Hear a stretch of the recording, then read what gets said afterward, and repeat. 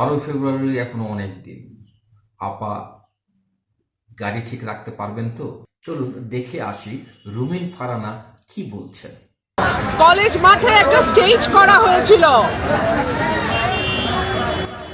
আমার প্রতিপক্ষ বা প্রতিদ্বন্দ্বী তাদের লোকজন গিয়ে ওই স্টেজ ভেঙে দিয়েছে।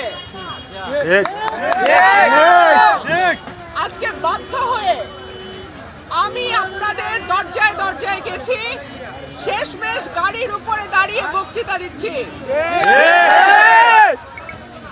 আপনারা আগামী 12 তারিখ এই অন্যায়ের সমুচিত জবাব দেবেন।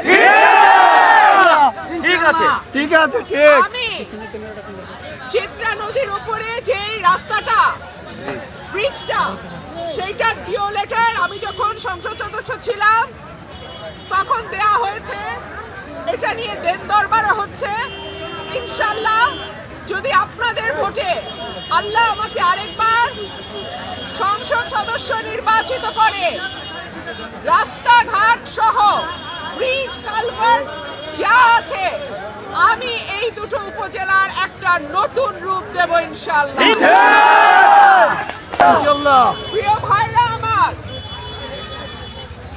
আমরা এই নতুন বাংলাদেশে আর কোন দুর্নীতিকে প্রশ্রয় দেব না। আমরা নিরীহ মানুষকে পয়সা দিয়ে মামলায় ঢুকাই দিবে সেইটা হইতে দিব না।